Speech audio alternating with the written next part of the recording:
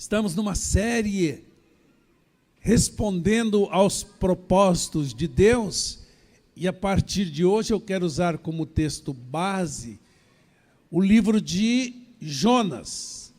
E hoje o texto que nós vamos meditar, que nos servirá de base para a mensagem, é o capítulo 1 de Jonas.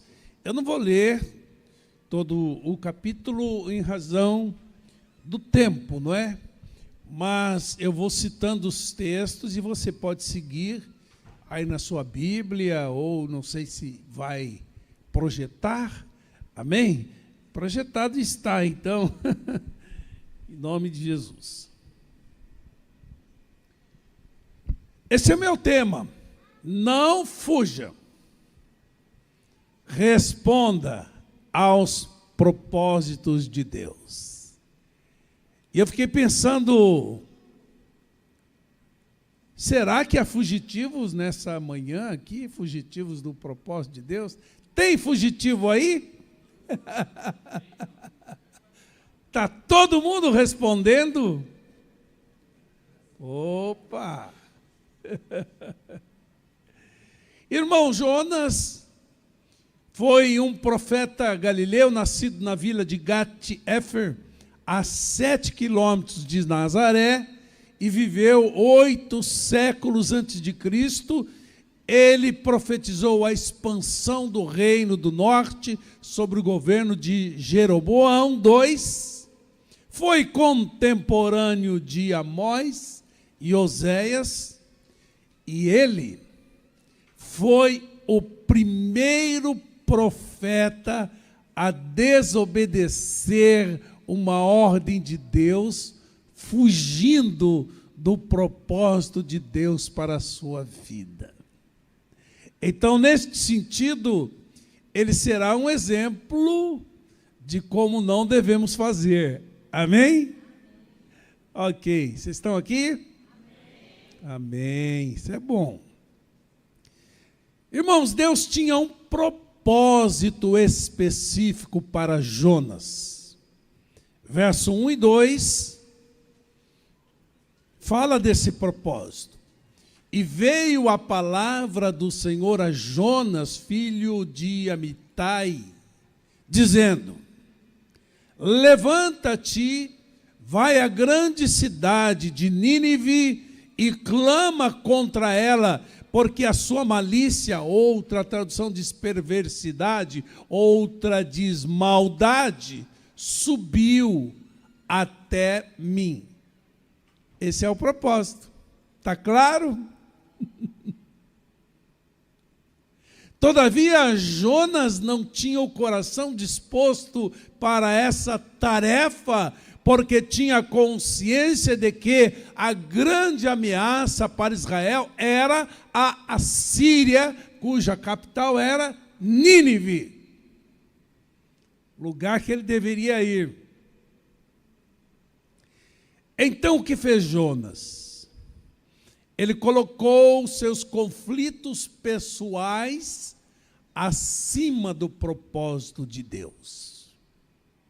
E qual era o seu conflito pessoal? Uma aversão aos ninivitas, que eram estrangeiros e eram opressores. Hoje se chamaria isso de xenofobia, uma aversão ao estrangeiro. Por quê? Porque os ninivitas eram conhecidos pela crueldade contra os prisioneiros de guerra. É como se Jonas dissesse a Deus: olha, eu tenho boas razões para não responder a esse propósito, porque trata-se dos ninivitas, Senhor, inimigos do povo.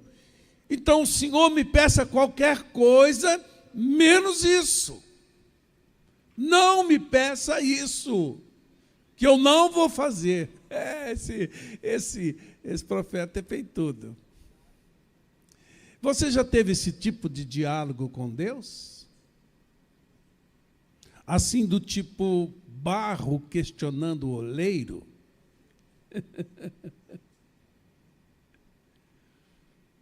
Então Jonas levar a mensagem de Deus aos ninivitas era como um sem terra anunciar a mensagem ao latifundiário, grande latifundiário, ou como anunciar o evangelho àquela pessoa que tem uma ideologia diferente da sua. É o cara da extrema esquerda anunciando o evangelho, é o cara da extrema direita, o cara da extrema direita anunciando o evangelho para o cara da extrema esquerda. Irmãos, aliás, você tem orado pelo Lula? Tem gente que não ora, sabia? Tem gente que não ora. Você tem que orar pelas autoridades, irmãos. Amém? Ore por ele.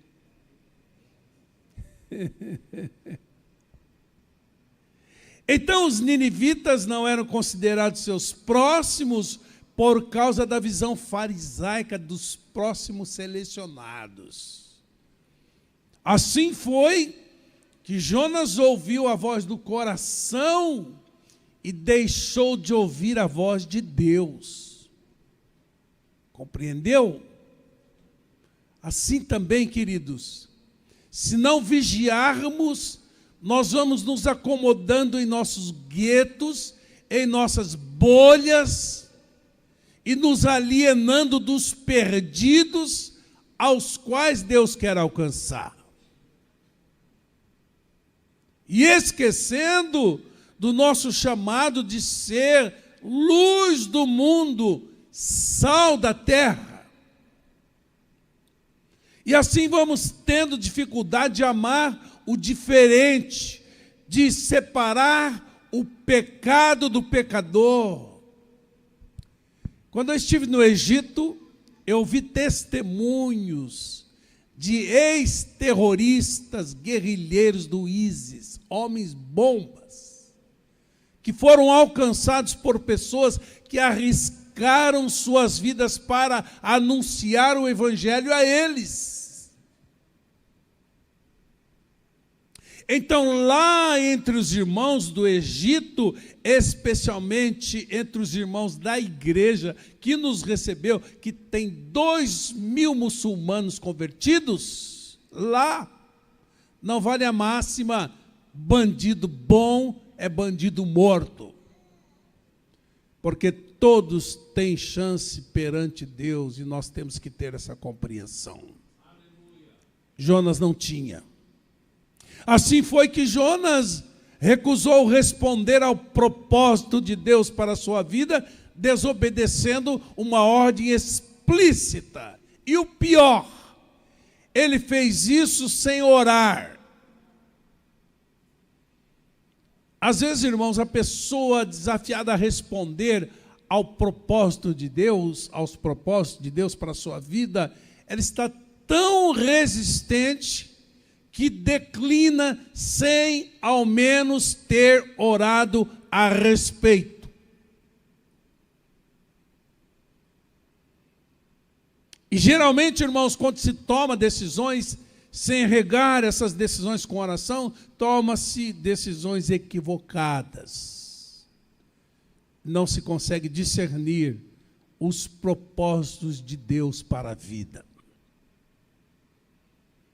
Jonas não só recusou, mas também empreendeu um plano de fuga dos propósitos de Deus. Como diz o verso 33, e Jonas se levantou para fugir diante da face do Senhor para Tarsis, e descendo a Jope, são 80 quilômetros a pé ou de mula. Achou um navio que ia para Tarsis, pagou, pois, a sua passagem e desceu para dentro dele para ir com eles para Tarsis, de diante da face do Senhor. Então, irmãos, Jonas comprou uma passagem para o fim do mundo.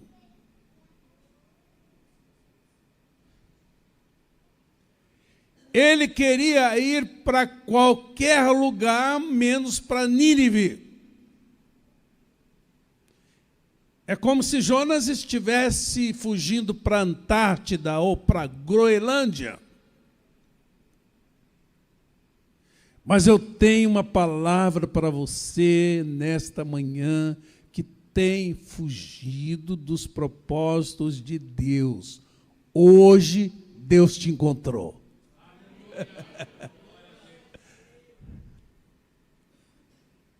E Jonas, irmãos, poderia racionalizar sua fuga dizendo: estou com dinheiro, há passagem disponível, há um navio saindo, veja que porta maravilhosa se abriu para mim. Ou seja, tudo estava favorável para ele seguir na direção oposta à ordenada por Deus.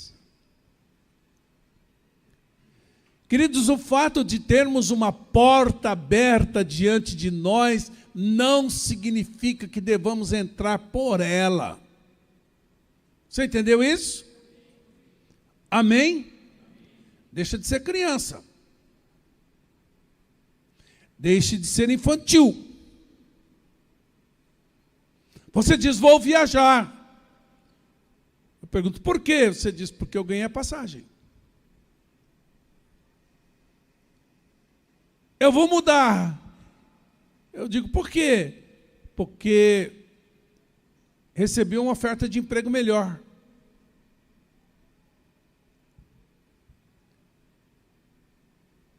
Todo fugitivo sempre encontra um barco. Toda vez que o homem quer navegar para longe de Deus, isso é palavra de Billy Graham, o diabo tem um barco preparado para ele. É, irmãos.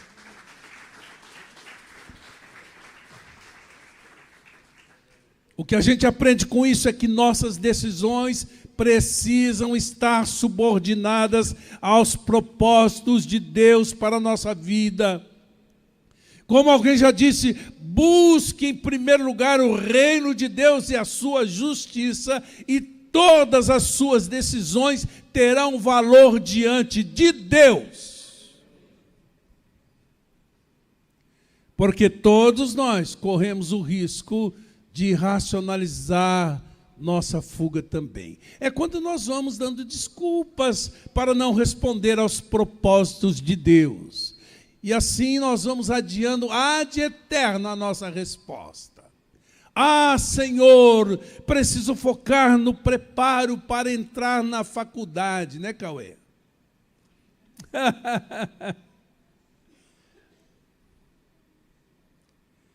Ah, Senhor, preciso terminar esse curso.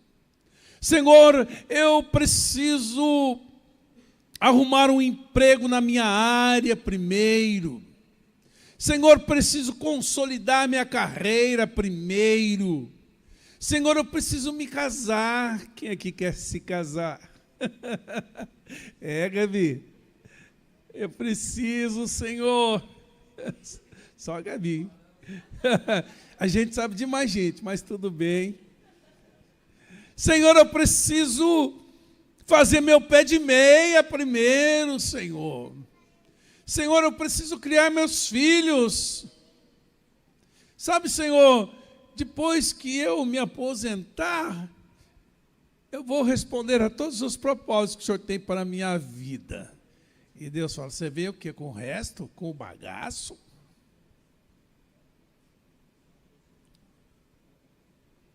São racionalizações, irmãos. Eu acho tão bonitinho alguém, candidato, prestando vestibular para medicina, que a gente sabe que não é fácil, e comprometido com a obra de Deus, durante o cursinho, depois entra na faculdade, continua comprometido com a obra de Deus. Meu Deus do céu, isso vai longe. Porque não temos desculpas, irmãos. Nós temos que dar proporção de tempo para as coisas. Tempo para trabalhar, tempo para estudar, tempo para servir. tempo para responder aos propósitos específicos de Deus para a nossa vida. E dá para seguir assim. Amém? Você crê assim? É porque é uma cilada, né? Ficar adiando. Depois que eu, então... Deus, que pena que eu não posso contar com você já e agora. E aqui a gente aprende, amados, que há consequências para quem deixa de responder ao propósito de Deus. Eu quero meditar na próxima em outras consequências, mas eu quero citar pelo menos uma que está no texto de hoje. Em razão dessa fuga, as circunstâncias começam a conspirar contra nós sob as ordens de Deus.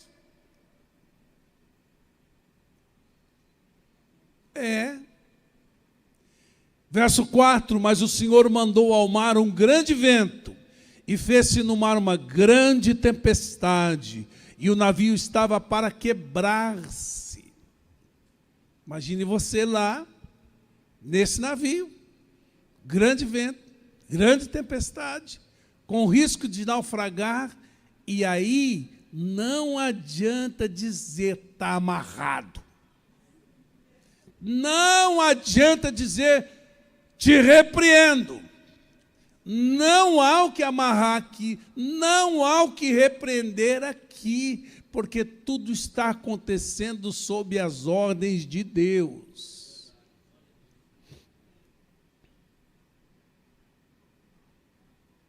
Às vezes você cruza o caminho de pessoa que está fora do propósito de Deus, está sofrendo, e você quer dar um jeito, você quer amenizar, você quer ajudar, você quer aliviar, você está tratando a pão de ló quem Deus trataria com pão e água. E está adiando um processo de Deus na vida dessa pessoa.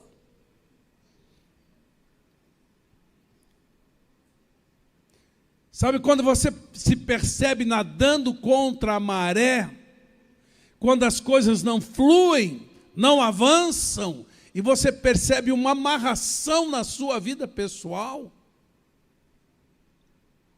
Alguém já disse que sofre menos um ateu alienado de Deus do que um crente fugindo de Deus. Vi de Paulo, que quando estava fora do propósito de Deus, ouvira de Jesus: dura coisa é recalcitrares contra os aguilhões, aquele ferro pontiagudo que feria as pernas do animal. Então, a bem da verdade, amados, nenhuma fuga de Deus subsiste quando Deus tem propósito com o fugitivo. Por causa da sua fuga, Jonas colocou toda a tripulação em risco. Tomados de temor, os marinheiros tentaram proteger o navio da tempestade. Eles oraram aos seus deuses, como está aí no verso 5, e jogaram a carga no mar para tornar o navio mais leve. Diz o verso 5, então temeram os marinheiros e clamavam cada um ao seu Deus e lançavam no mar as fazendas que estavam no navio para aliviarem do seu peso. Jonas, porém, desceu aos lugares do porão e se deitou e dormia um profundo sono. O texto original da Septuaginta dá a ideia de que ele roncava profundamente. Então, irmãos, vejam que ironia. Os pagãos queriam viver e Jonas queria morrer. Os pagãos lutavam pela vida, enquanto Jonas dormia o sono mórbido da fuga. E o que a gente aprende aqui, queridos? que a pessoa que não responde aos propósitos de Deus faz sofrer aqueles que navegam com ela no mesmo barco, a começar da família. Pessoas ligadas a ela sofrem com ela e sofrem por ela. Quando os pais não respondem aos propósitos de Deus para suas vidas, os filhos sofrem. Quando líderes não respondem aos propósitos de Deus para suas vidas, liderados sofrem. Porque não somos uma ilha, estamos ligados numa teia relacional. Contrário senso, quando abraçamos o propósito de Deus para a nossa vida, abençoamos aqueles que navegam no nosso barco. Amém, queridos? Outra consequência foi que, à medida em que Jonas vai se afastando do propósito de Deus, ele vai perdendo a sua vontade de orar e, consequentemente, a motivação para a vida também. Verso 6, veja aí. E o mestre do navio chegou a ele e disse: Ô crente, por que dormes? Como diz o outro lá, tu não é crente não. Levanta-te, invoca o teu Deus. Talvez assim Deus se lembre de nós para que não pereçamos. Sabe quando o pagão fica insistindo para que você ore? E você está destituído de fé para orar, de motivação para orar, apático na vida espiritual.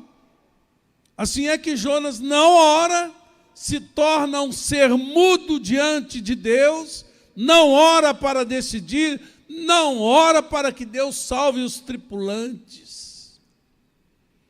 Queridos, a oração é um sinal de que a nossa alma está viva do ponto de vista espiritual.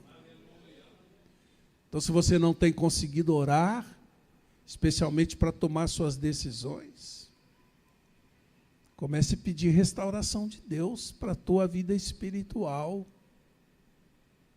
Tua alma está morrendo.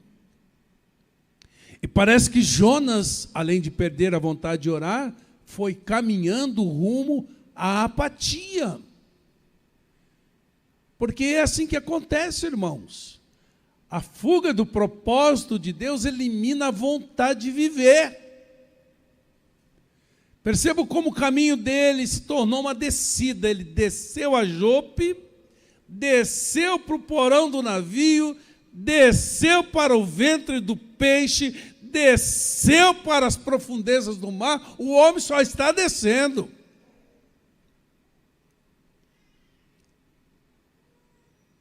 Queridos, um incrédulo pode estar mais motivado à vida do que um crente que não responde ao propósito de Deus. Esse cara está estragado para o mundo, porque já não peca mais gostosamente, e não serve para Deus, porque não responde ao seu propósito. Ele está num limbo.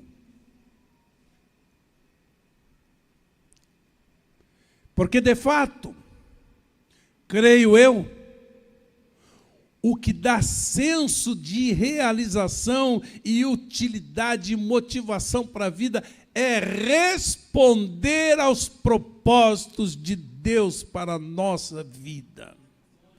As pessoas mais felizes da face dessa terra são aquelas que estão respondendo aos propósitos de Deus para a sua vida. Isso me faz lembrar Caleb, já muito avançado em idade, 85 anos. Aqui não há ninguém com essa idade, não é? Não há, não chegamos lá, né, irmão Luiz? E eu estou proibido aqui de dizer que eu sou velho, viu, irmãos? Aqui na reunião de homens, falaram para mim, para de dizer que você é velho, que você está ficando velho por falar que está velho. Eu falei, tá, eu sou jovem, então. Farei 70 anos, hein? Em 31 de janeiro desse mês, eu farei 70 anos.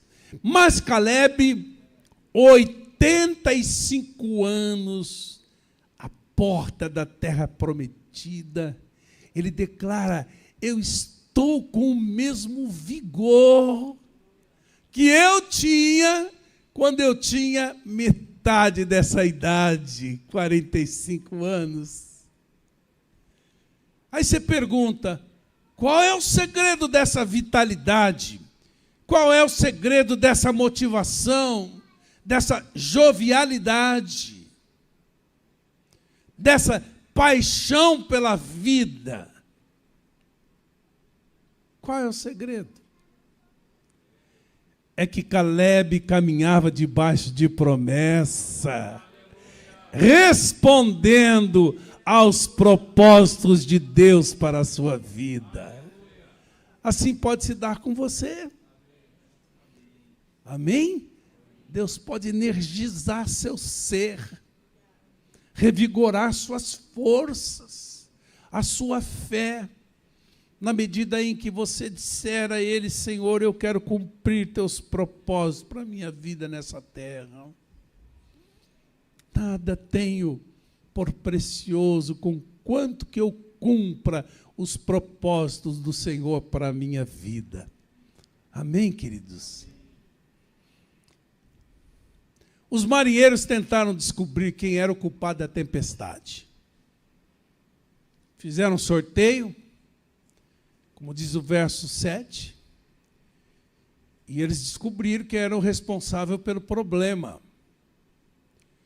Jonas é denunciado como causa da tempestade. Verso 7, e dizia cada um ao seu companheiro, vinde e lancemos sortes, para que saibamos por que causa nos sobreveio esse mal. E lançaram sortes, e a sorte caiu sobre Jonas. Não sei se é sorte ou azar.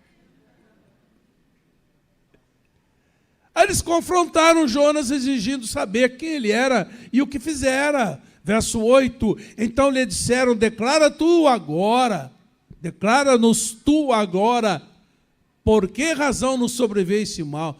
Que ocupação é a tua? De onde vens? Qual é a tua terra? De que povo tu és?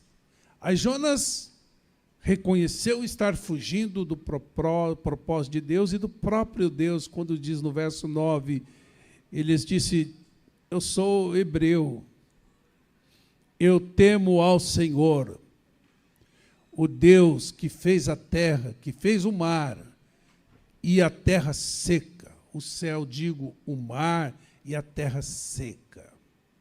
Olha que coisa interessante, irmãos. Jonas tinha teologia certa,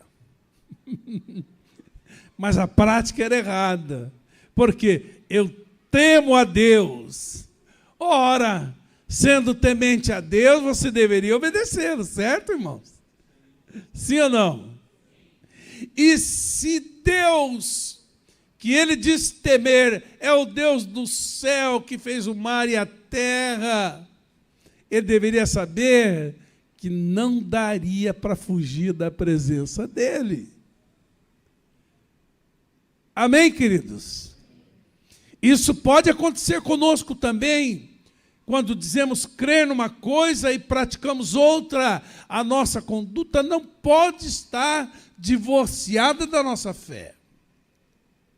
Verso 10 diz, então os homens se encheram de grande temor e lhe disseram, por que fizeste isso?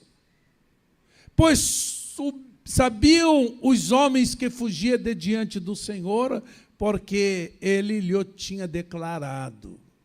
Então, olha que coisa irônica, irmãos.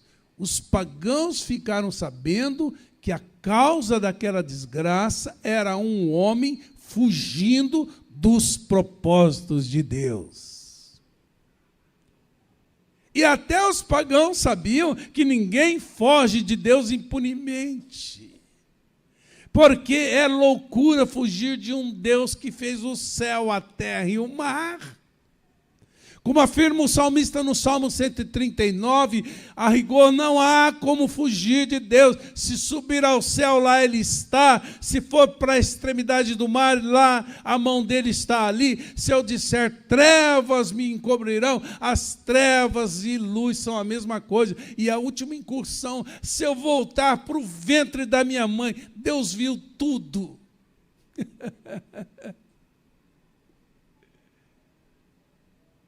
Então os pagãos estariam dizendo, quem tem um Deus como o seu tem todas as opções da vida, menos de fugir dele.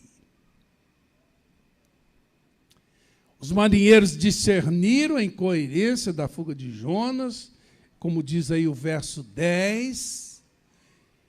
E no verso 7, Jonas os aconselhou a jogarem-no ao mar, e lhes assegurou que a tempestade se acalmaria, tal qual aconteceu. Veja que diálogo interessante. Verso 11. E disseram-lhe, que faremos nós para que o mar se acalme? Porque o mar se elevara e engrossava cada vez mais. E ele lhes disse, levantai-me e lançai-me ao mar, e o mar se aquietará, porque eu sei que por minha causa vos sobreveio essa grande tempestade. E aqui Jonas começa a manifestar o desejo suicida indireto, do tipo, matem-me e se acertem com Deus, talvez numa forma de torná-los culpados. Irmãos, e que situação patética.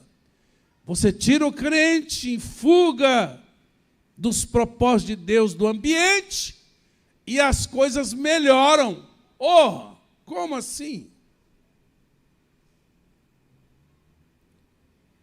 Aí eles se desculpam com Deus, verso 14, Deus, que o sangue dele não esteja sobre nós, o Senhor sabe que foi ele que falou, ele que mandou, e oferecer sacrifício para Deus, mas Deus só lhes deixa uma opção, jogar Jonas no mar. Por quê?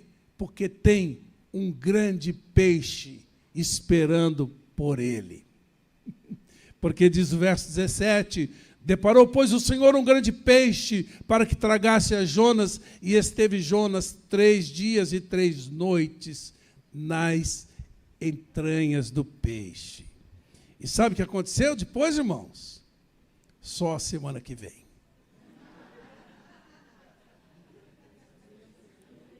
Porque é uma série.